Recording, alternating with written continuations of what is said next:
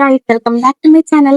അപ്പം ഇന്നത്തെ വീഡിയോ ഞാൻ ഷെയർ ചെയ്യാൻ പോകുന്നത് നമ്മുടെ നെയിൽസ് എങ്ങനെ കറക്റ്റും ഫിനിഷിങ്ങോടെയും പെയിന്റ് ചെയ്യാം. നമ്മൾ കാരണം നെയിൽ പോളിഷ് ചെയ്യാൻ തന്നെ എങ്ങനെ കറക്റ്റായിട്ട് നെയിൽ പോളിഷ് ചെയ്യുക, അതിനുള്ള കുറച്ച് ടിപ്പും ട്രിപ്പൊക്കെയാണ്.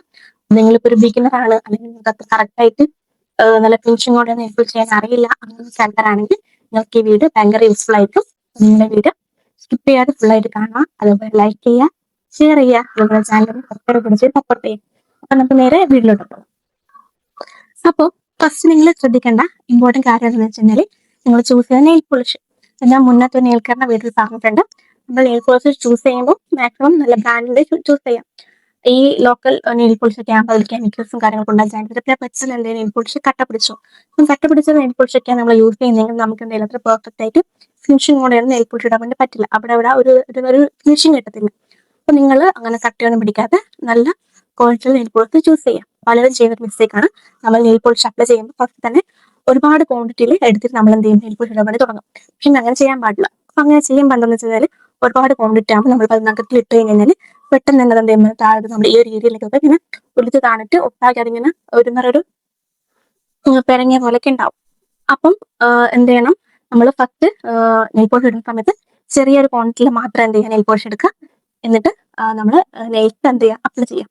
എന്നിട്ട് അതൊന്ന് ജസ്റ്റ് ഒന്ന് ട്രൈ, അതൊരു 2-3 സെക്കൻഡ് വെച്ചാൽ മതി.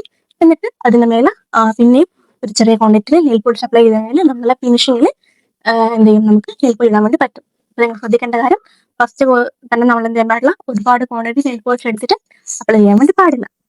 എന്നിട്ട് രണ്ടാമത്തെ ടിപ്പ് എന്ന് പറയുമ്പോൾ, നിങ്ങളിപ്പോൾ ഒരു ബിഗിനർ ഒക്കെ ആണെങ്കിൽ നിങ്ങൾക്ക് ഈ ടിപ്പ് ഭയങ്കര യൂസ്ഫുൾ ആയിരിക്കും. ഇപ്പം എന്താണെന്ന് വെച്ചാൽ നമ്മളെ ഈ ഒരു നെയിലിന്റെ താഴെ ഉള്ളതാ ഈ നെയിൽസ് ചുറ്റുമുള്ള ഈ ഒരു പോർഷൻ ഉണ്ടല്ലോ, അവിടെ നമ്മൾ എന്ത് ചെയ്യുക, ഇപ്പം വാക്ലിന് അല്ലെങ്കിൽ ഓയില് മോയ്സ്ചറൈസർ അങ്ങനെ എന്തെങ്കിലും ഒരു ഓയിൽ കണ്ടന്റ് ഗ്ലേസിംഗ് പോലത്തെ ഒരു പ്രൊഡക്റ്റ് എടുത്തിട്ട് നമ്മൾ ഈ ഒരു ഏരിയയിൽ എന്ത് ചെയ്യാം, നെയിൽസിന്റെ പുറത്തുള്ള ഈ ഒരു ഏരിയ അപ്ലൈ ചെയ്യാം. എന്നിട്ട് നമ്മൾ നെയിൽ പോളിഷ് ഇടുകയാണെങ്കിൽ ഇപ്പം നമ്മുടെ പുറത്തൊക്കെ നെയിൽ പോളിഷ് ആയിട്ടുണ്ടെങ്കിൽ അത് നമുക്ക് എന്ത് ചെയ്യാൻ പറ്റും, ഈസി ആയിട്ട് ഒരു തുണിയോ അല്ലെങ്കിൽ കോട്ടണോ ബഡ്സോ ഒക്കെ യൂസ് ചെയ്ത് നമുക്ക് റിമൂവ് ചെയ്തെടുക്കാൻ വേണ്ടി പറ്റും.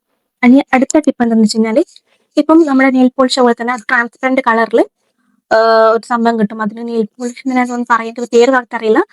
അത് നമുക്കിപ്പോൾ സാധാരണ നമ്മുടെ ഫാൻസി സ്റ്റോറിലും അങ്ങനെയൊക്കെ കിട്ടുന്ന ഒരു സാധനം തന്നെയാണ്. അപ്പം നമ്മൾ ഫസ്റ്റ് നെയിൽ പോളിഷ് ഇടുന്നതിന് മുമ്പായിട്ട് എന്ത് ചെയ്യാം, നെയിൽസിൽ അതൊരു ചെറിയ കോട്ടായിട്ട് അപ്ലൈ ചെയ്യാം. എന്നിട്ട് അതൊന്ന് ഡ്രൈ ആയതിനു ശേഷം അതിന്റെ മേലെ നമ്മൾ നെയിൽ പോളിഷ് അപ്ലൈ ചെയ്യുകയാണെങ്കിൽ എന്തുണ്ടാവും, നല്ല നീറ്റിൽ നമുക്ക് അത് കിട്ടും. നമ്മുടെ ആ ഒരു ട്രാൻസ്പെറന്റ് കളറിൽ അപ്ലൈ ചെയ്യുമ്പോൾ എന്താ, അവിടെ നമ്മൾ ബേസ് ആണ് ഇട്ട് കൊടുക്കുന്നത്. അപ്പം നമ്മുടെ അവിടെ എന്തെങ്കിലും സ്ട്രോങ് ബേസ് നമ്മൾ ക്രിയേറ്റ് ചെയ്തെടുക്കുകയാണ്. രണ്ട് മേൽ നെയിൽ പോളിഷ് യൂസ് ചെയ്യുമ്പോൾ നമുക്ക് നല്ല പെർഫെക്റ്റ് ആയി നല്ല ഫിനിഷിങ്ങോടെ കിട്ടും. അപ്പോൾ ഇത്രയുള്ള ഇന്നത്തെ വീഡിയോ. ഞാൻ ഷെയർ ചെയ്ത 3 ടിപ്സും നിങ്ങൾക്ക് യൂസ്ഫുൾ ആയിരിക്കും ഞാൻ വിചാരിക്കുന്നു.